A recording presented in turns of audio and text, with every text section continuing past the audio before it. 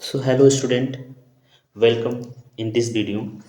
तो यहाँ पर हम अभी समझेंगे कि क्लाइजन रीअरेंजमेंट के बारे में। क्लाइजन रीअरेंजमेंट क्या कहलाता है इसको हम समझेंगे, ठीक है ना। बहुत सिंपल सा रीअरेंजमेंट होता है, 2 स्टेप कैरिड आउट करता है मैकेनिज्म इसका, ठीक है। इसमें देखिए क्या होता है, इसे सिग्मा ट्रॉपिक रीअरेंजमेंट कहा जाता है। इसमें जो सिग्मा के बांड, वो सिग्मा जो बांड्स होते हैं उसके जो इलेक्ट्रॉन्स होते हैं वो क्या होता है, उसका रीअरेंजमेंट होता है, जिसकी वजह से इसे सिग्मा ट्रॉपिक रीअरेंजमेंट कहा जाता है।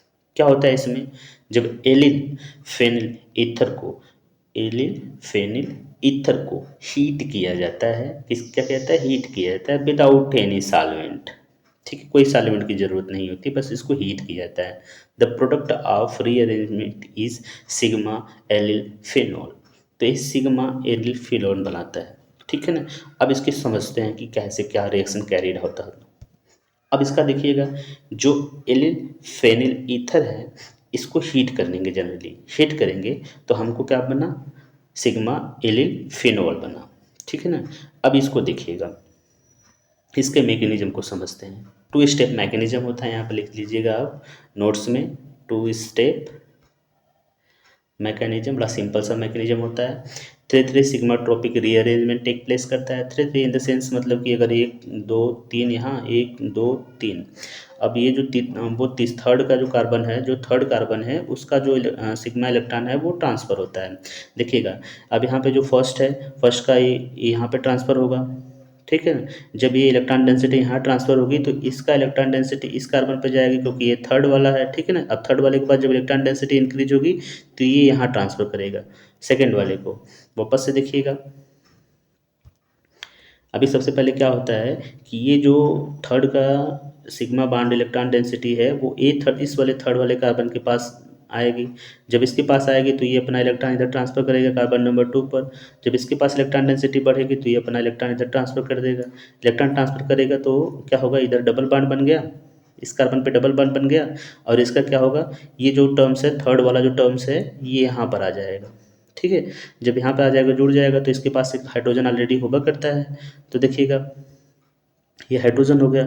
अभी जो ये कंपाउंड है वो नॉन एरोमेटिक कंपाउंड है, तो इसका सबसे पहले जो प्राथमिकता होगी, फर्स्ट प्रायोरिटी होगी कि हमें जो पहले एरोमेटिसिटी गेन करना है, ठीक है ना। तो एरोमेटिसिटी गेन करने के लिए क्या होगा, ये जो ऑक्सीजन है वो इलेक्ट्रॉन लेगा, ऑक्सीजन इलेक्ट्रॉन लिया।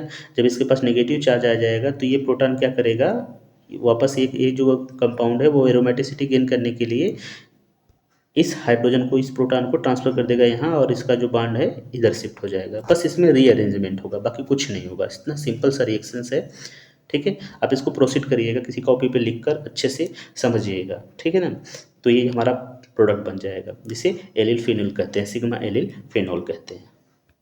समझ में आया आपको? ये बहुत सिंपल सा रिएक्शन है, छोटा सा रिएक्शन है, ठीक है। अब देखिए, वापस से समझा देते हैं। यहाँ पे आपके पास क्या है, एलिल फेनिल है। फिर इसके बाद इसको देखिएगा, ये क्या करता है, ये इथर है, तो ये कंपाउंड जो है ना, सिंपल सी बात, पहले एक सेकेंड आपको अच्छे से समझाते हैं रफ करके।